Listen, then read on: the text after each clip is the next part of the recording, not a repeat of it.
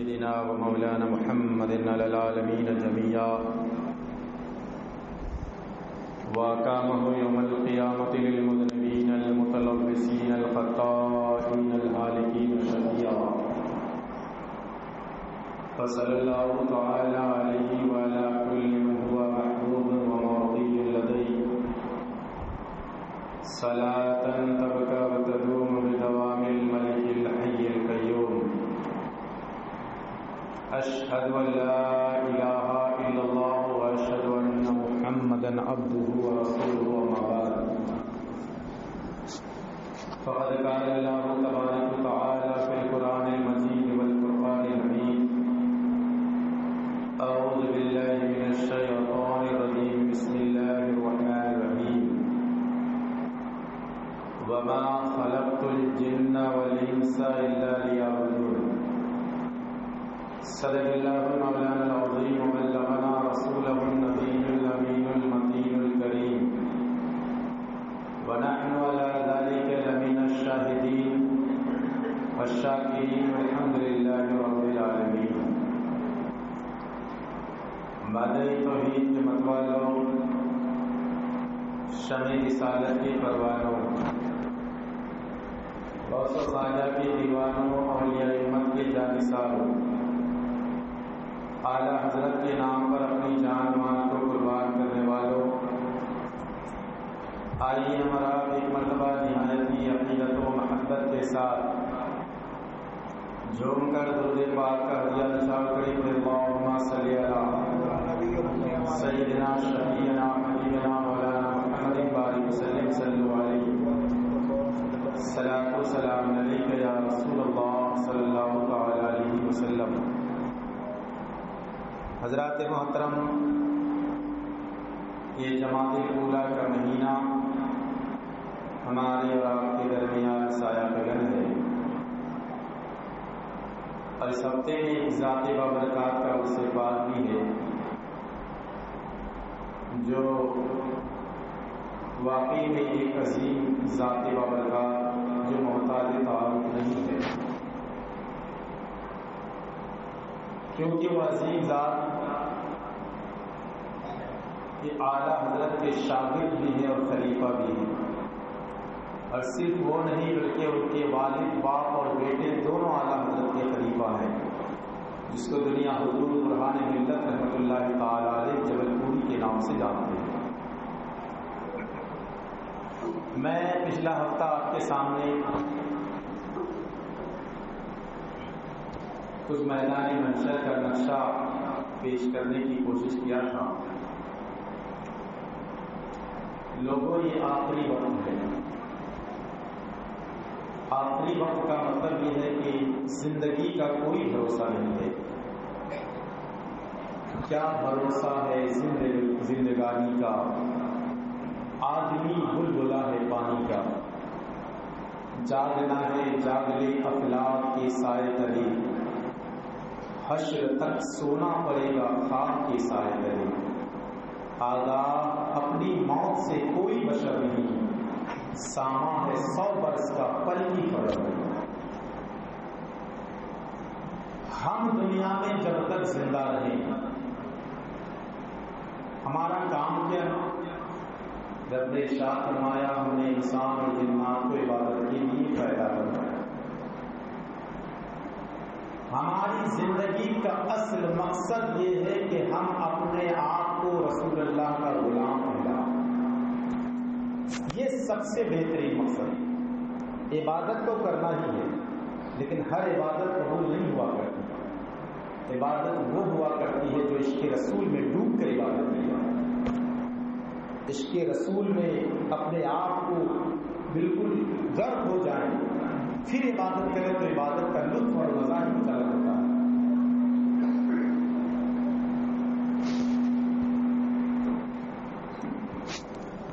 تو میدان محشر کا نقشہ میں پیش کر رہا تھا پچھلے ہفتے، اور میں آج ایک ذات بابرکات کے نعت پاک کا میں چند مصرے آپ کے سماعتوں کے حوالے کروں گا. میدان محشر کے تعلق سے ہے اور کوئی معمولی ذات نہیں ہے. دنیا جس کو استاد زمن علامہ حسن رضا خان فاضل بریلوی کے نام سے جانتی ہے. میدان محشر کا نقشہ کہ جب کیا حال ہوگا کہ زمین تانبے کی ہوگی، آسماں فولاد کا ہوگا، ستارے ٹوٹ جائیں گے، زمین پہ زلزلہ ہوگا۔ اس میدان محشر کے نقشے کو آپ ذہنوں میں رکھیں، اور ایک چیز اور ذہن میں رکھیں کہ جب قیامت کا دن ہوگا نا، سب نفسی نفسی پکارتے ہوں گے، کسی پر کسی کا چلنے والا نہیں ہوگا۔ دنیا میں ہم نے جس کے ساتھ جو کیا، اپنی طاقت کے بنیاد پر کسی چھوٹوں کو دبانے کی کوشش تو کر لیا، مگر وہاں وہ چلنے والا نہیں ہے۔ وہاں تو وہ چلے گا کہ تمہارے اعمال کیسے ہیں۔ کیونکہ حضرات، میں نے ایک چیز اور کیا تھا کہ جب کوئی کسی کے ساتھ کچھ کرے گا نا، تو اس کا بدلہ اس کی 700 نمازیں دی جائے گی اس کو۔ یعنی اس وقت کیا عالم ہوگا، کیا کنڈیشن ہوگا۔ تو سب حیران و پریشان میدان محشر میں صرف ایک ذات کو پکاریں گے، اور وہ میرے مصطفیٰ جان رحمت صلی اللہ تعالی علیہ وسلم کی ذات ہے۔ اب شاید فرماتے ہیں محبت سے ایک مرتبہ درود پاک پڑھ، اللہم صلی علی سیدنا شفیعنا حبیبنا مولانا محمد بارک وسلم، صلو علیہ، صلاۃ و سلام علیک یا رسول اللہ صلی اللہ تعالی علیہ وسلم۔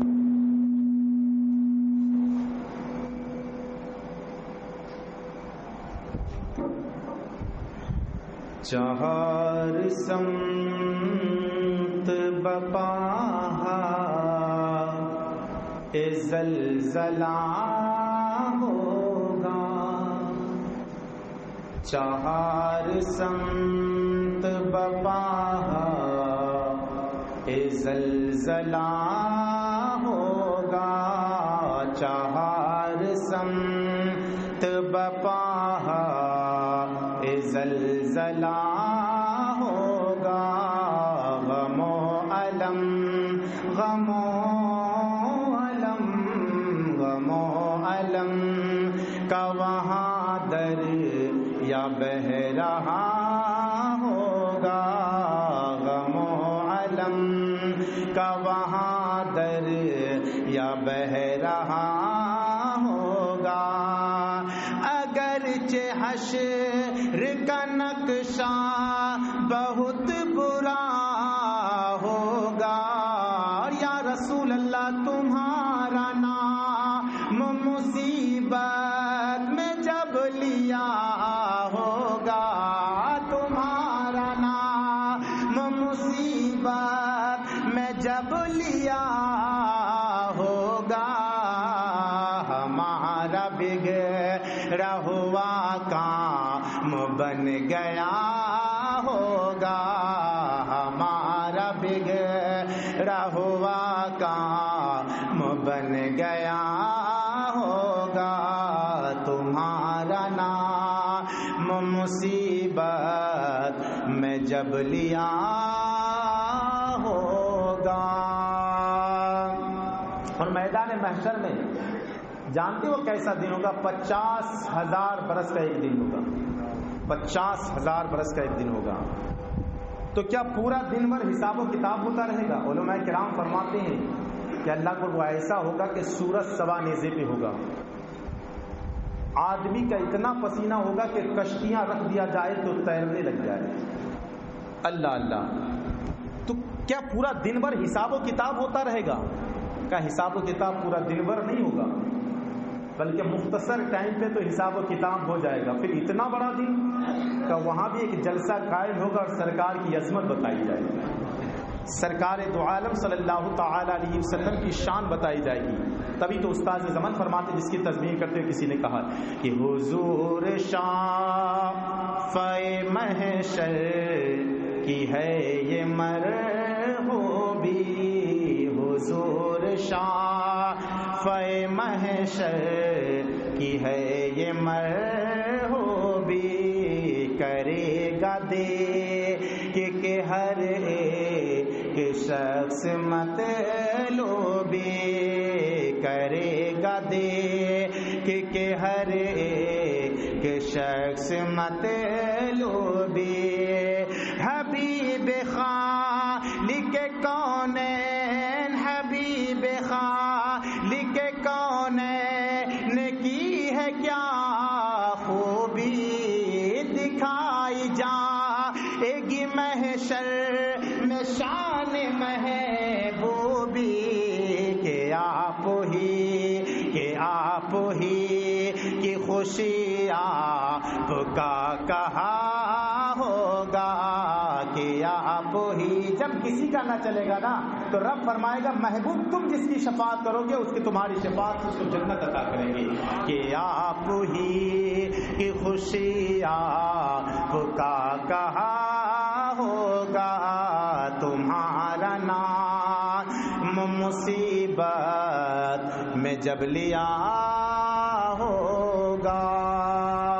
اور قیامت کے دن قیامت کے یہ نعت پاک واقعی ایک ایک مصرع ایسا ہے نا تو پڑھتے جاؤ تو ایسا لگ رہا ہے کہ قیامت کا منظر بالکل نگاہوں کے سامنے ہے.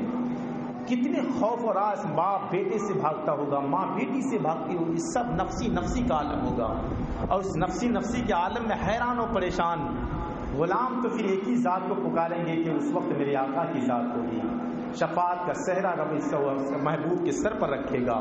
شاعر فرماتے کلیجہ خوف سے میرا ہے چور چوراؤ, کلیجہ خوف سے میرا ہے چور چوراؤ, بھرا ہے نا میں آمال میں قصور آؤ, تمہارے آنے سے مل جائے گا سرور آؤ, کسی طرف سے صدا گی حضور آؤ, کسی طرف سے صدا گی حضور آؤ, نہیں تو دم نہیں تو دم میں غریبوں کا فیصلہ ہوگا,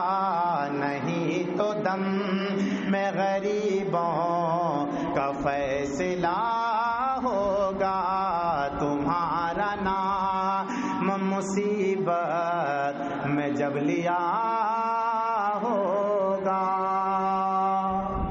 میدان محشر کا ایک ایک نقشہ جیسا میں بول رہا ہوں اس نعتوں کے ذریعے سے سماعت پڑھیں, محبت سے کہہ دیں سبحان اللہ.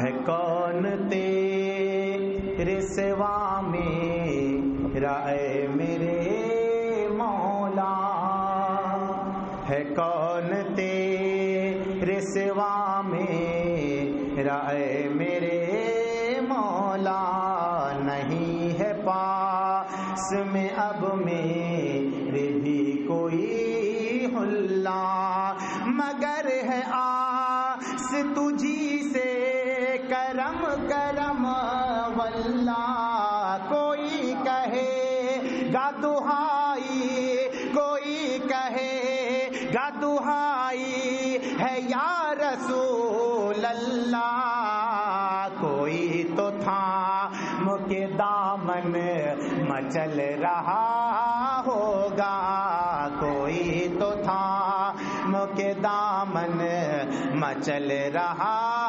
ہوگا, تمہارا نام مصیبت میں جب لیا ہوگا. میرے سرکار فرماتے ہیں جب غلام نے کہا حضور میدان محشر میں تو اتنی بھیڑ ہوگی آپ کو کہاں تلاش کرے, میرے سرکار نے فرمایا تلاش کرنا چاہتے ہو تو پھر پل صراط میں تلاش کر لینا, میدان محشر میں لواء الحمد کے نیچے تلاش کر لینا, یا وہاں تلاش کرنا کہ جہاں آب کوثر ہوگا میں اپنے ہاتھوں کو غلاموں کو اپنے ہاتھوں سے بھر بھر کے پلایا کروں گا.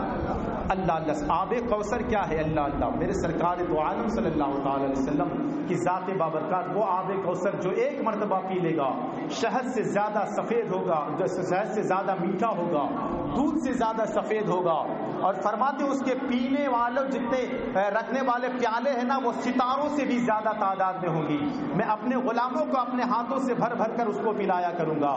میرے سرکار دو عالم صلی اللہ تعالی علیہ وسلم کی والدہ حضرت آمنہ سلام اللہ تعالی علیہا جو آپ کی ولادت کے وقت 6 سال کے بعد آپ کا وصال با کمال ہوا, آج کہنے والوں نے عقیدہ لگایا کہ معاذ اللہ سرکار کی جو والدہ ہے وہ ایمان والی نہیں تھی کیونکہ سرکار نے 40 سال کے بعد نبوت کا اعلان فرمایا تھا. اللہ اللہ, میں کہنا چاہتا ہوں میرے سرکار آپ نے ایک اللہ کے نبی کا نام سنا ہوگا جس کو دنیا حضرت نوح علیہ الصلوۃ والتسلیم کے نام حضرت فرماتے جن کا نام یونس علیہ السلام کے نام سے جانتی ہے، جانتے ہو حضرت یونس علیہ السلام وہ اللہ کے نبی ہے جو مچھلی کے پیٹ میں 40 دن تک رہے تھے۔ اللہ روایت تاریخ کے اوراق میں ہے کہ حضرت یونس علیہ السلام کو جب مچھلی نگل گئی تھی نا، جدھر سے جاتی تھی تو مچھلیاں زیارت کرنے کے لیے آیا کرتی تھی۔ 40 دن تک آپ مچھلی کے پیٹ میں رہے۔ 40 دن کے بعد آپ کو مچھلی نے آپ کو ایک کنارے آ کے اگل دیا۔ اس مچھلی سے رب نے پوچھا مچھلی بتا تجھے کیا چاہیے، اس کا انعام کیا چاہیے؟ تو نے ایک میرے نبی کو اپنی پیٹ میں رکھا ہے 40 دن تک، اس کا کیا، اس کا بدلہ کیا چاہیے؟ عرض کرتے ہیں کہ پروردگار اگر دینا ہی چاہتا ہے آپ کے محبوب کو وہ سلسبیل، کوثر سلسبیل جو دریا ہے اس کے اندر ڈال دے تاکہ وہ آپ کے محبوب کی امت کے ساتھ میں کھیلا کروں، آپ کے محبوب کی امت کے ساتھ کھیلا کروں۔ تو تاریخ کے علماء فرماتے ہیں ایک مچھلی جب اللہ کے نبی کو 40 دن تک پیٹ میں رکھے تو اس کا بدلہ یہ ہے کہ اس کو کوثر سلسبیل دریا میں ڈال دیا جائے۔ جو نبی محبوب ایک پروردگار ہے وہ اپنی ماں کے شکم میں 9 مہینہ رہے، کیا وہ ماں جہنمی ہو سکتی ہے؟ یہ کیسے ہو سکتا ہے کہ وہ ماں جہنمی ہو جائے جو محبوب نہیں بلکہ کائنات کے سردار میرے آقا دو عالم صلی اللہ تعالی علیہ وسلم کو اپنے پیٹ میں پالا ہے؟ اللہ فرماتے ہیں تو وہ سلسبیل، وہ کوثر السلسبیل وہ دریا ہے جہاں سرکار اپنے غلاموں کو ہاتھ میں اٹھا کر جام نوش فرمائیں گے۔ تبھی تو فرماتے کہ ہر ایک غلام پکارے گا آپ کو سرور، بچا لو کہ بھیانک ہے حشر کا منظر، پریشان کریں گے یہ عرض رو رو کر، زبان سوکھی دکھا کر کوئی لبے کوثر، جناب پاک کے قدموں پہ گر گیا ہوگا، جناب پاک کے قدموں پہ گر گیا ہوگا، جناب پاک کے قدموں پہ گر گیا ہوگا۔ اور حضرات محترم یہ آخری بند ملاحظہ فرمائیں اور یہ یاد کریں بیٹا کیسا بھی بیٹا ہوتا ہے، اولاد کیسی بھی اولاد ہوتی ہے، چاہے وہ کالا کلوٹا ہی کیوں نہ ہو، گندا رہنے والا کیوں نہ ہو، وہ ماں باپ کی آنکھوں کا نور ہوا کرتا ہے۔ کیسی بھی اولاد ہو، دوسرے کی نظر میں وہ بھلے رہے نہ رہے، ماں جب بھی اپنے بچے کو پکارتی ہے تو یہ کہتی ہے میرے لال تو کدھر ہے، میرا چاند تو کدھر ہے؟ اللہ، کیونکہ ماں کی محبت ہوتی ہے، وہ ماں باپ کی ممتا ہوتی ہے، جو اپنے اولاد کو اس طرح پکارتی۔ وہ تو آج کا بیٹا ہے جو ہی بڑا ہو گیا، جوانی کی دہلیز پر قدم رکھا، اپنے ماں باپ کو بھول گیا اور اپنے جنت کو اپنے سے دور کرتا ہے۔ کیا جنت کی تلاش کرنا چاہتے ہو؟ ادھر ادھر کیوں بھٹک رہے ہو؟ جنت تو تیرے گھر میں ہے، تیری ماں کی خدمت کر لے، جنت تو وہی ملنے والی ہے۔ ادھر ادھر تلاش کرنے سے جنت نہیں ملتی، ماں باپ کی خدمت کرو، جنت وہی ملا کرتی ہے۔ ہم سوچتے ہیں کہ ہم اللہ کے ولی کے دربار میں جائیں، 50,000 کا چادر چرا دے پھر جنت مل جائے، نہیں، ماں باپ کی خدمت کرو، وہی سے تم کو جنت ملے گی۔ لیکن عزیز بچہ جو ہوتا ہے، ماں باپ کیسے بچے کو تلاش کرتے ہیں، لیکن میرے سرکار گنہگاروں کو محشان محشر میں اپنے گنہگار امت کو کیسے تلاش کرے گی؟ تبھی تو شاعر فرماتے وہ مثل باغ جنا جس طرح تلاش کرے، وہ مثل باغ جنا جس طرح تلاش کرے، کہ ٹھکانہ مکان جس طرح تلاش کرے، کسی فلاں کو فلاں جس طرح تلاش کرے، عزیز بچے کو ماں جس طرح تلاش کرے، خدا گواہ ہے یہی حال آپ کا ہوگا،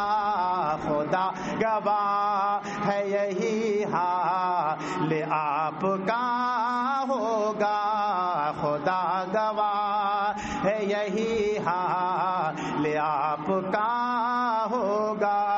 میں تجھ سے پوچھ رہا ہوں بتا مجھے بیڑی، مجھے یقین ہے شفاعت کے واسطے میری، کہیں گے اور نبی از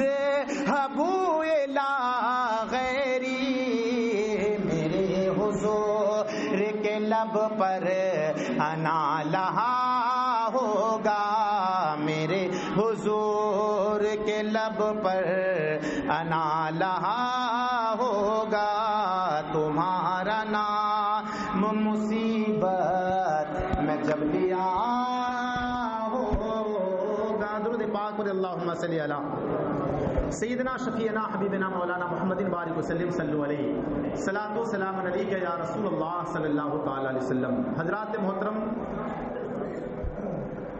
میں نے قرآن مقدسہ کی ایک مشہور و معروف آیت کریمہ کی تلاوت کرنے کا شرف حاصل کیا، بس مختصر طور پر آپ کے سامنے ذکر کر دوں۔ رب نے ارشاد فرمایا وما خلقت الجن والانس الا لیعبدون، ہم نے جنات کو اور انسان کو اپنی عبادت کے لیے پیدا کیا۔ جنات کو اللہ نے عبادت کے لیے پیدا کیا، انسان کو عبادت کے لیے پیدا کیا۔ عبادت کیا ہے؟ رب تعالیٰ کی بندگی ہے۔ میں نے کہا تھا کہ ایمان سب سے پہلے ضروری ہے، تمہارا ایمان، اور میں پچھلا ہفتہ ایمان کا بھی ذکر کر رہا تھا کہ ایمان اصل ہے۔ کوئی عبادت پر عبادت کرتے رہے اور ایمان اس کا نہ ہو تو پھر عبادت قابل قبول نہیں۔ جیسے کہا کہ ایک چور اگر چوری کرنے جاتا ہے تو اس گھر میں جاتا ہے جہاں مال ہو، وہاں نہیں جاتا، تاج محل کے اندر چوری نہیں کرتا۔ اس کی وجہ کیا ہے کہ اس کے اندر مال نہیں ہے۔ شیطان ایمان چھیننے پہ لگا ہوا ہے۔ تمہاری عبادتوں سے تکلیف بعد میں ہے، تمہارے ایمان سے تکلیف پہلے ہے۔ اس لیے پہلے ایمان کو مضبوط کرو، پہلے ایمان کو پختہ کرو، تب اپنی عبادتوں کو قبول کرو۔ تمہارا ٹوٹا پھوٹا سجدہ ہے نا، ایمان کی دولت سے اللہ اس ٹوٹے پھوٹے سجدے کو قبول فرماتا ہے۔ اللہ کا رب نے ارشاد فرمایا ایمان کہ میں نے انسان اور جنات کو عبادت کے لیے پیدا کیا، عبادت کے لیے پیدا کیا۔ عبادت کروں تو کروں کیسے؟ وَرْكَعُوا مَعَ الرَّاكِعِينَ، رکوع کرو رکوع کرنے والوں کی طرح، وَاسْجُدُوا مَعَ السَّاجِدِينَ، سجدہ کرو سجدہ کرنے والوں کی طرح۔ میرے نبی کی طرح کسی نے عبادت کیا نہیں۔ میرے نبی کے میرے سرکار فرماتے صلو کما رأیتمونی اصلی، نماز اس طرح پڑھو جس طرح مجھے پڑھتے ہوئے دیکھتے ہو۔ سرکار نے فرمایا مجھے پڑھتے ہوئے دیکھتے ہو، یعنی میری طرح نہیں، کہ میرا معاملات الگ ہے۔ میرا حال یہ ہے کہ کبھی کبھی میں تو مسجد نبوی میں ہوتا ہوں اور بارگاہ پروردگار میں حاضری بھی دیا کرتا ہوں۔ یہ سرکار کی نماز کا عالم ہے۔ میرے سرکار دو عالم صلی اللہ تعالی علیہ وسلم نماز پڑھا رہے، غالباً عصر کی نماز ہے، ظہر کی نماز ہے، نماز پڑھائے، اور نماز پڑھاتے وقت 2 رکعت 4 رکعت والی نماز تھی، 2 رکعت یا 3 رکعت پڑھا کے پھر سلام پھیر دے۔ اب سرکار اگر سلام پھیر دے تو کس کی مجال ہے کہ بولے؟ کیونکہ نماز ملی ہے تو مصطفیٰ کے صدقے سے، وہ چاہے تو 4 کو 2 کر دے، 2 کو 4 کر دے، یہ مرضی رب ہے۔ اور میرے مصطفیٰ خدا کی رضا چاہتے ہیں، دو عالم خدا چاہتا ہے رضا محمد۔ سرکار نے اشارہ کیا، رب پروردگار نے قبول کر لیا اور قبلے کو تبدیل کر دیا، تو چاہے تو 4 رکعت والی کو 2 بھی کر دے، 2 کو 4 کر دے، یہ مرد میرے مصطفیٰ کا معاملات ہے۔ تو اب نماز 4 رکعت تھی، 2 رکعت ہو گئی، 2 رکعت پڑھائی، سلام پھیر دی۔ اب پریشان ہے ابو بکر صدیق، یا رسول اللہ، لیکن بول نہیں رہے۔ ابو بکر صدیق صداقت کے تاجدار ہیں، لیکن زبان میں منہ میں زبان نہیں کہ آج مصطفیٰ کے سامنے لب کشائی کرے۔ عمر کی طرف اشارہ، عمر تو ہی بول لے، عمر کی بھی مجال نہیں ہے۔ عثمان کی طرف دیکھا، عثمان کی بھی مجال نہیں ہے۔ علی کی طرف دیکھا، علی کی بھی مجال نہیں ہے۔ ایک صحابی رسول ہے جو سرکار کی بارگاہ میں ہمیشہ کچھ بولا کرتے ہیں، کبھی کبھی سرکار کو ہنسایا کرتے ہیں، کبھی کبھی بولا کرتے ہیں۔ سب نے اشارہ کیا کہ اگر سرکار کی بارگاہ میں بولنا ہے تو تم بولو۔ اللہ وہ صحابی رسول حاضر ہے، نام ذوالیدین ہے، میرے سرکار سے فرماتے یا رسول اللہ اقصرت الصلاۃ ام نسیت یا رسول اللہ، یا رسول اللہ آپ کی 4 رکعت والی نماز 2 پڑھنے کی وجہ سے ایسا لگ رہا ہے کہ اللہ نے نماز کو کم کر دیا ہے، ایسا لگ رہا ہے کہ نماز کو کم کر دیا ہے۔ اب بعد میں کیا بولا؟ ام نسیت یا رسول اللہ، یا رسول اللہ، یا آپ کے ذہن سے بھلا دیا گیا ہے۔ تو میرے سرکار نے فرمایا میرے صحابہ تم کیا سمجھتے تھے ہم یہاں تھے؟ اب سمجھنے کی بات کیا، سرکار آپ کو تو دیکھ رہے، آپ ہمارے سامنے امامت کر رہے۔ میرے سرکار ارشاد فرماتے ہیں کبھی کبھی میرے اوپر ایسا وقت آتا ہے میں اس وقت تمہارے سامنے بھی موجود رہتا ہوں، پروردگار کی بارگاہ میں موجود رہا کرتا ہوں۔ ایسا ایسا ایسا وقت آتا ہے اللہ اللہ تو نماز میرے سرکار نے فرمایا نماز ایسی پڑھو جس طرح مجھے پڑھتے ہوئے دیکھتے ہو، یعنی تم پڑھتے ہوئے دیکھتے ہو، جیسے رکوع کرتا ویسے کرو، جیسے سجدہ کرتا ویسے کرو، کیونکہ تم میری طرح نماز پڑھ نہیں سکتے۔ تو جب نماز نہیں پڑھتے تو نماز پڑھ نہیں سکتے تو پھر کوئی نبی کی طرح ہو بھی نہیں سکتا، کوئی نبی کی طرح ہو بھی نہیں سکتا۔ اسی لیے پہلے نبی کے بارے میں اپنے ایمان کو مضبوط کرو، پھر اپنے اعمال کو سجاؤ، پیشانی میں سجدوں کی تڑپ پیدا کرو، پھر مسجدوں کو جا کے آباد کرو۔ فرماتے حضرت جلال الدین رومی رحمۃ اللہ علیہ اپنی کتاب ایک واقعہ پیش کرتے ہیں۔ حضرت جلال الدین رومی، اور یہ ہفتہ ہے ایک ذات بار کا جس کو جلال الدین سیوطی رحمۃ اللہ تعالیٰ ان کا عرص پاک ہے، تو جلال الدین رومی رحمۃ اللہ علیہ اپنی کتاب میں واقعہ پیش کرتے فرماتے ہیں کہ ایک شخص چلا، رات کا وقت تھا، عبادت کے لیے چلا، نماز پڑھنے کے لیے چلا، برسات کا دن تھا، اچانک ٹھوکر لگی، کیچڑ میں گرا، پورا کپڑا خراب ہو گیا، اور جب کپڑا خراب ہو گیا نا تو پھر حالت یہ تھی کہ پھر واپس گھر آیا، گھر جا کے کپڑا بدلا، بدلنے کے بعد دوبارہ گیا، پھر ٹھوکر لگی، پھر گر گیا، پھر واپس گیا گھر، جا کے کپڑا چینج کیا، پھر واپس نکلا تو دیکھا دروازے پر ایک شخص کھڑا ہے جو روشنی لے کے، کندیل لے کے کھڑا ہے۔ حضرت جلال الدین رومی فرماتے کہ وہ شخص چلا، روشنی دکھاتے دکھاتے مسجد تک پہنچایا، وہ نماز پڑھا، نماز پڑھنے کے بعد، عبادت کرنے کے بعد وہ شخص جب واپس نکلا تو دروازے کے پاس ہی کھڑا تھا، تو پھر وہ اس کو گھر تک پہنچایا تو فرماتے اس شخص نے کہا، شخص میں تجھے پہچانتا نہیں، تو ہے کون؟ میں تجھے جانتا نہیں، تو ہے کون؟ تو نے میری رہنمائی کی، وہاں تک تو نے مجھ کو راستہ دکھایا، تو ہے کون؟ اس نے کہا میں شیطان ہوں، ابلیس ہوں۔ کہ ابلیس کا کام ہوتا ہے نماز سے بہکانا، تو ہم کو راستہ دکھا رہا ہے، معاملات کیا ہے؟ کہا کہ جب آپ پہلی مرتبہ کیچڑ میں گرے تھے اللہ نے آپ کے اگلے پچھلے گناہوں کو معاف کر دیا تھا، جب آپ دوسری مرتبہ گرے تھے اللہ نے آپ کے خاندان کے گناہوں کو معاف کر دیا، میں نے سوچا اگر تیسری مرتبہ گریں گے تو کہیں پورے گاؤں کے گناہ معاف نہ ہو جائے، اس لیے میں نے آپ کو راستہ دکھایا۔ پتہ یہ چلا کہ بندہ اگر خلوص و للہیت کے ساتھ عبادت کرتا ہے تو شیطان بھی راستہ دکھا دیا کرتا ہے، شیطان راستہ دے۔ تو ہمارا حال یہ ہے کہ ہم تو عبادتوں سے دور ہے، نمازوں سے دور ہے، ہر بے بدگی سے دور ہے، تو پھر حال کیا ہے؟ میدان محشر کو یاد کرو، جب کوئی کسی کا نہیں ہوگا، ایک ایک اعمال کا ثواب بارے میں پوچھا جائے گا، لوگوں موت کو یاد کرو۔ آج دیکھتے ہیں فلسطین کی وادی کو، دیکھو فلسطین کی وادی کے بارے میں میں نے آپ کے سامنے ذکر کیا تھا، لوگ جنازے کو پوٹلیوں میں باندھ کے اپنے بچے کی لاشوں کو لے کے جا رہے ہیں، چیخو پکار کر رہے ہیں، کیسی حالت تھی، ایمان پھر بھی ایمان پر ڈٹے، مضبوط کیا ہے؟ مضبوطی کا ہم تو یہاں بیٹھ کے اچھے سے کھا رہے ہیں، پی رہے ہیں، اور ہم سوشل میڈیا دیکھ کے کہہ رہے ہیں کہ اللہ فلسطینیوں کو، بس دعائیں کر سکتے، کیا کر سکتے، لیکن حالات یہ ہے کہ ہم ان کو زیادہ تقویت پہنچاتے یہودیوں کو۔ یہودی جو قوم ہے نا، یہ مسلمانوں کا سب سے بڑا دشمن ہے، سب سے بڑا دشمن ہے۔ فرمایا جاتا ہے کہ یہودی کو ہم تقویت ہم پہنچاتے ہیں، گھر میں دیکھتے ہیں، آج موبائل ہمارے پاس ہے، یہ یہودیوں کا ایجاد ہے۔ ہم صبح جو یہودیوں کو گالی بکنے والا، نیند سے اٹھنے کے وقت بعد سے لے کر برش سے لے کر صبح رات کے سونے کے وقت اگر دیکھیں تو آدھے سے زیادہ یہودیوں کے پروڈکٹ استعمال کرتے ہیں، آدھے سے زیادہ پروڈکٹ استعمال کرتے ہیں، صابن ہو تو یہودی والا، سرف ہو تو یہودی والا، کپڑا ہو تو یہودی جیسا، ہر چیز ہم یہودی کا استعمال کرتے ہیں، پھر سوچتے ہیں کہ یہودیوں کو اللہ غارت کرے، یعنی استعمال بڑھاوا تو تو دے رہا، بڑھاوا تو ہم دے رہے ہیں، پھر سوچتے ہیں یہودی غارت ہو جائے۔ اسی لیے موت کا خوف پیدا کرو اور سوچو کہ فلسطین کی وادی وہ وادی ہے جو ہمارا قبلہ اول ہے، پہلا قبلہ ہے، اور اس کو جب کوئی غارت کرنے آئے تو کیا ہم اس کو کبھی تقویت پہنچا سکتے ہیں؟ کبھی تقویت پہنچا نہیں سکتے، کبھی اس کو مضبوط کر نہیں سکتے۔ جو ہمارے قبلہ اول کو توڑنے کی کوشش کرے، جو فلسطین کی وادی کو برباد کرنے کی کوشش کرے، لوگوں اس لیے غور و فکر کرنے کی ضرورت ہے۔ پہلے کے لوگ لیتے تھے نا، ایک کمبل اوڑھ لیتے تھے، تیبن مان لیتے تھے، اللہ نے اس کی بھی زندگی کو آخری دم تک زندگی گزارا ہے۔ اور آج تو ہمارے پاس جتنا بھی ہو جائے نا، مسواک ہم نے چھوڑ دیا، مسواک کرنا سنت ہے۔ بڑے بڑے بادشاہوں جو ہے نا، یہ مسواک کیا کرتے تھے۔ فرماتے ایک بادشاہ تھا، ایک زمانے تک جنگ فتح نہیں ہو رہی تھی، لیکن حالات یہ تھا کہ پہلے جاسوس ہوا کرتے تھے، بس دو چار باتیں سن لو، جاسوس ہوا کرتے تھے، تو دیکھا کرتے تھے دیکھو کر کیا رہا ہے۔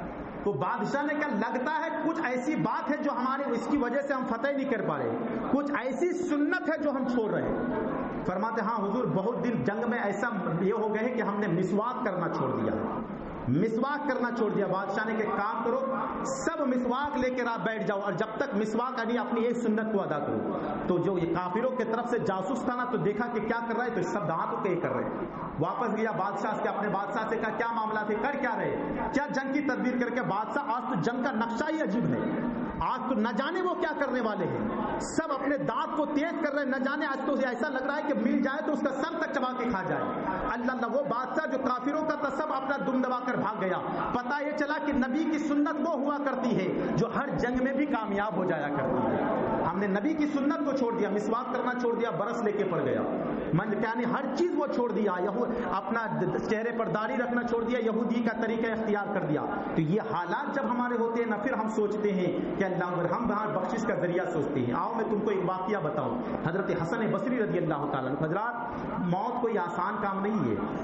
جب انسان سن لیتا ہے نا کہ موت آنی ہے, تو اچھے اچھے رستم کے بھی چہرے زرد پڑ جاتے ہیں, بدن کانپنے لگ جاتا ہے کہ موت ایک ایسی ہے, پل ہے کہ سوتوں کو جگا دیتی ہے. زندگی ایک نیند ہے, آتی ہے سلا دیتی ہے. موت ایک ایسا پل ہے جو سوتوں کو جگا دیتی ہے. جب تک انسان سویا تھا تو سو گیا تھا, اور جب بات آ گئی موت کی تو سونے والا بھی جاگ جاتا ہے. ایک اللہ کے ولی ہے, اللہ کے ولی. اب امام صاحب کے آنے کی دیر ہو گئی, جنازہ آ کے تیار ہے, سب لوگ کھڑے, امام صاحب آئے نہیں کہ چلے گئے. تو سوچا ایک بابا جی یہاں رہتے ہیں نا, تو اسی سے جنازہ پڑھوا لو. بابا ہے, اللہ والا ہے, یا اللہ والا صرف زبان پر نہیں تمہارے دل پر بھی نگاہ رہا کرتی ہے. انہوں نے جب دیکھا تو آئے جنازے کے لیے, اللہ اکبر کے نیت باندھی.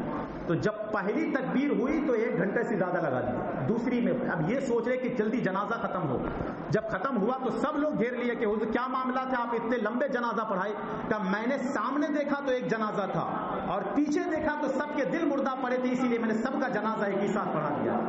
آج ہمارا حال یہ ہے کہ ہمارا دل اتنا مردہ ہو چکا ہے, کہ ہمارا ضمیر اتنا مر چکا ہے, کہ ہم سوچتے ہیں کہ پھر ہم کامیاب ہے, 2 رکعت نماز پڑھ لیا تو ہم جمعے میں تو ہم کامیاب ہیں. ہم کامیاب نہیں ہیں. کامیابی کس کو کہتی ہے؟ اللہ والوں سے پوچھو کہ کامیابی کیا ہے. پیشانی سجدے میں سر رکھ رکھ کر رات رات بھر روتے ہیں, پھر بھی سوچتے ہیں کہ مولا افضل البشر بعد الانبیاء ہیں, پھر بھی سوچتے ہیں کاش میں کوئی پیڑ ہوتا کہ کسی دن آڑیاں چلتی ختم ہو جایا کرتا, یا میں کوئی تنکا ہوتا کہ تیز پانی کا بہاؤ ہوتا, مجھ کو بہا کر لے کے چلا جاتی. یہ وہ ذات ہے جس کی جنت کی بشارت میرے مصطفیٰ نے دی ہے. آج تو نہ ہم جنت کے حقدار اپنے آپ کو کہلائیں کہ ہم جنتی ہیں, کیا ہمارے اعمال کچھ ایسے ہیں کہ واقعی میں جنت کے حقدار ہو جائے. حضرت حسن بصری فرماتے ہیں کہ میں دروازے کے پاس بیٹھا ہوا تھا نا, تو ایک جنازہ جا رہا تھا, تو میں بھی پیچھے ہو لیا. تو دیکھا ایک بچی دوڑتی ہوئی جا رہی تھی جنازے کے نیچے نیچے, اور روتی ہوئی جا رہی تھی, اور کہہ رہی تھی کہ آپ افسوس, آج میرے اوپر وہ دن آیا ہے نا, اس سے پہلے کبھی وہ دن نہیں آیا ہے. سب سے زیادہ باپ کو اگر کسی بیٹی کو کسی سے محبت ہوتی ہے باپ سے, باپ کو سب سے زیادہ کسی سے محبت ہوتی ہے تو بیٹی سے, کیونکہ بیٹی کا تعلق باپ سے بہت زیادہ لگاؤ ہوتا ہے. عرض کرتے جب اتنا سنانا, حضرت حسن بصری فرماتے میری آنکھوں سے آنسو کی قطار جاری ہو گئے. میں نے اس کے سر پر شفقت کا ہاتھ پھیرا, کہا بیٹی یہ مت بول, یہ بول کہ تیرے باپ پر جو آج وقت آیا ہے نا, اس سے پہلے کبھی نہیں آیا تھا, اس سے پہلے وہ وقت کبھی نہیں آیا تھا. فرماتے حضرت حسن بصری فرماتے جنازہ دفن ہو گیا. دوسرے دن میں کیا دیکھا کہ وہی بچی روتی ہوئی قبرستان کی طرف بھاگ رہی. حضرت حسن بصری فرماتے ہیں میں اس کے پیچھے پیچھے ہو لیا. جب گیا قبرستان کے قریب پہنچا تو میں جھاڑی کے پیچھے چھپ گیا. وہ بچی اپنے سر, اپنے پیشانی کو, اپنے چہرے کو اس کے باپ کے قبر پر رکھا, اور روتی روتی فریادیں کر رہی تھی, ابا جان کل رات میں جب سونے کا وقت تھا نا, تو میں لائٹ جلائی تھی, بتا آج قبر میں تمہارے لائٹ کس نے جلایا ہوگا.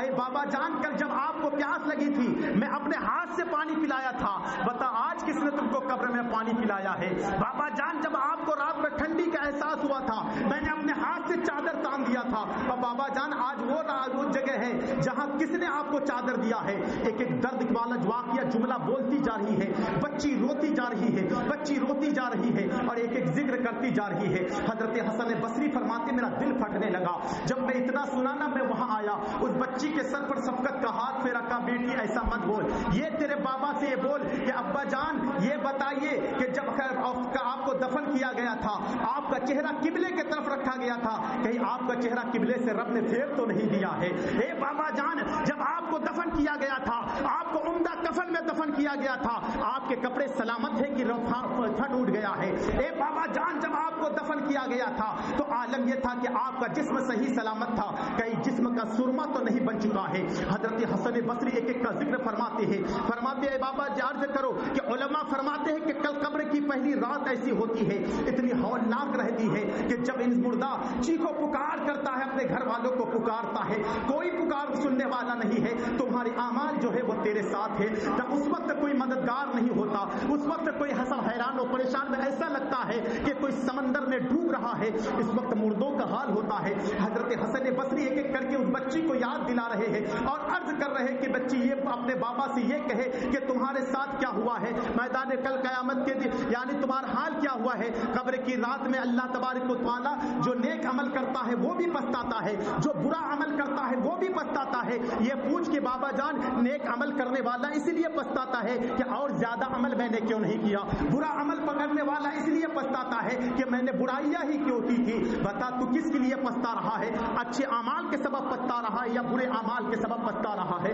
ایک ایک کر کے ذکر کرتے جا رہے ہیں۔ اللہ اللہ، وہ بچی دردناک اس بیان کو سن کر آنکھوں سے آنسو کی قطار جاری ہے، عرض کرتے سردار اب میری حالت یہ ہے کہ اب اس سے برداشت نہیں ہوتا ہے، کل قیامت کا دن ہوگا، اگر دیدار نصیب نہیں ہوا تو کل میرے بابا جان کو کل میدان محشر میں دیدار کروا دینا۔ اللہ اللہ، جب میدان محشر کی وہ ہول لاکی ہوگی، جب باپ بیٹی سے بھاگتا ہوگا، ماں بیٹے سے بھاگتے ہوں گے، اس وقت میدان محشر میں تم کس کے ساتھ رہو گے؟ اسی لیے آج لے ان کی پناہ، آج مدد مانگ ان سے، پھر نہ مانیں گے قیامت میں اگر مان گیا۔ اسی لیے اگر چاہتے ہو تو اپنی زندگی کو محمد کی غلامی میں ڈھال دو، اپنی ذاتی زندگی کا بہترین کرنا چاہتے ہو تو 5 وقتہ نماز کی پابندی کرو۔ صرف جمعے کی 2 رکعت نماز پڑھنے سے ہمارا فائدہ نہیں ہوگا، 5 وقتہ نماز کی پابندی کرو۔ اپنے بچوں سے کہو کہ وہ نماز پڑھا کریں، اپنی بیویوں سے کہو کہ وہ نماز پڑھا کریں، اپنے گھر والوں سے کہو کہ وہ نماز پڑھا کریں، کیونکہ اللہ تبارک و تعالی نماز کے ذریعے سے گھر کے برائیوں کو اور بلاؤں کو دور کر دیا کرتا ہے۔ میرے رب نے ارشاد فرمایا ان الصلاۃ تنہا عن الفحشاء والمنکر، نماز بے حیائی اور بری باتوں سے روکتی ہے۔ ہم برائی کے اڈے پر جا بسے ہیں، شراب نوشی ہمارے اندر ہے، جوا بازی ہمارے اندر ہے، ہر برائی ہمارے اندر موجود ہے، پھر بھی سوچتے ہیں کہ ہم مسلمان ہیں، کامیاب ہیں۔ اللہ تبارک و تعالیٰ کوئی کافر بھی ہونا تو اس کا رزق بند نہیں کرتا، کافر بھی ہو تو اس کا رزق بند، کوئی کافر بھوکا مرا ہے؟ بھوکا نہیں مرتا، اللہ اس کو بھی رزق عطا کرتا ہے۔ میدان محشر میں کیا ہوگا وہ جانے، اس کا پروردگار جانے۔ تو تم مسلمان ہو تو تمہارا رزق، اگر تم عبادت نہ کرو تو تمہارا رزق بند نہیں ہوگا، لیکن عبادت کرنے کا صلہ یہ ملے گا کہ تمہارے رزق میں برکت بھی عطا ہوگی اور تمہاری صحت میں تندرستی بھی ہوگی، لیکن رزق بند نہیں ہوتا۔ ایک اللہ کے نبی حضرت ابراہیم علیہ السلام غالباً یا داؤد علیہ السلام ہے، بغیر مہمان کے کھانا نہیں کھاتے، بغیر مہمان کے کھانا نہیں کھاتے، جب تک مہمان نہ ہو دسترخوان میں نہ بیٹھے کھانا نہیں کھاتے۔ ایک دن عرصہ ہو گیا، 2-4 دن وقت گزر گیا، کوئی مہمان نہ ملا، تو جنگل میں نکل گئے نا، تو دیکھیں ایک ضعیف آدمی ہے، 60-70 سال 80 سال عمر ہے، 60 سال عمر ہے، ان کو لے کے آئے دسترخوان پہ بیٹھائے کھانا کھانے کے لیے۔ جو بیٹھا ہے نا تو کہا بسم اللہ الرحمن الرحیم، تو اس سے بولا کہ بسم اللہ پڑھیے، تو اس نے کہا میں بسم اللہ تھوڑا پڑھوں گا، میں مسلمان تھوڑا نہ ہوں۔ تو کہا تم مسلمان نہیں ہے، میرے دسترخوان پر اٹھا کر بھگا دیا۔ تو وہی آ گئی، کہنے لگا میں 60 سال سے اس کو پال رہا ہوں، تو 1 گھنٹہ اس کو برداشت نہیں کر سکا، 60 سال سے میں اس کو رزق دے رہا ہوں، تو 1 گھنٹہ اس کو ایک ساتھ اپنے دسترخوان میں نہ کھلا سکا۔ اتنا سنا نا تو اللہ کے نبی نکل گئے، اور نکلنے کے بعد اس کو تلاش کرنے کے بعد کہا کہ چلو میرے دسترخوان کے بسم اللہ نہیں پڑھوں گا، کہاں بسم اللہ پڑھنے کی بھی ضرورت نہیں، چل میرے دسترخوان پہ گیا، پھر سے کھانا کھلایا۔ پتہ یہ چلا کہ کوئی اگر ایمان والا نہ بھی ہونا تو اللہ اس کے رزق کو بند نہیں کرتا۔ تو اسی لیے لوگوں، ایمان ضروری ہے آخرت کے لیے، ایمان ضروری ہے تمہارے گناہوں سے بچنے کے لیے، مگر رزق اللہ سب کو دیا کرتا ہے۔ اسی لیے لوگوں اپنے ایمان کو مضبوط کرو، اپنے اعمال کو سجاؤ، گناہوں سے بچنے کی کوشش کرو، چھوٹے چھوٹے گناہوں سے بچنے کی کوشش کرو۔ کل قیامت کا دن ہوگا، لوگوں جانتے ہو کیسا ہوگا کہ چھوٹے چھوٹے گناہ اعمال کرنے کی وجہ سے اللہ اس کو جنت عطا کرے گا۔ اور سب سے چھوٹا اعمال کیا ہے؟ سب سے چھوٹا اعمال فرماتا راستے میں کوئی تکلیف والی چیز ہے، پتھر ہے، کانٹا ہے، اور اس نیت سے ہٹا دیا کہ کہیں سامنے والے کوئی پیچھے سے آئے اس کو تکلیف نہ ہو، اگر اس نیت سے ہٹا دیا نا تو کل قیامت کے دن اللہ اس کے صدقے سے کتنے لوگوں کو جنت عطا کرے گا. رحمت حق بہانہ میجوئے. رب جس کو بخشنا چاہتا ہے فقط بہانہ تلاش کرتا ہے. تم نیک اعمال کی طرف تو آؤ, تو مسجد کی طرف تو آؤ. ہم سوچتے ہیں رزق کے یاد میں کہ اگر ہم ادھر ادھر گئے تو ہم کو رزق میں نماز پڑھنے کے لیے ظہر کا چلے جائیں گے تو پھر ہمارے رزق میں کمی ہو جائے گی. نہیں, رزق دینے والے دنیا دار نہیں ہوتے, پروردگار ہوا کرتا ہے. تم دنیا دار کے پیچھے کیوں بھاگ رہے ہو؟ پروردگار کے پیچھے بھاگو. جس دن بھاگو گے تو رزق کے لیے در در کی ٹھوکریں نہیں کھانا پڑے گا. اللہ تمہارے گھر سے بھی رزق کو کھول دے گا. اور رزق انسان کو ایسے تلاش کرتی ہے, ایسے تلاش کرتی ہے جیسے ماں اپنے بچے کو تلاش کرتی ہے. اسی لیے رزق کا کسی کو بند نہیں ہوتا. تم کام کرو تو بھی رزق ملے گا, نہ بھی کرو تو بھی اللہ تعالیٰ جتنے تمہارے مقدر میں اتنا ضرور ملے گا. بس عبادت کو, اپنے نمازوں کو پابندی کے ساتھ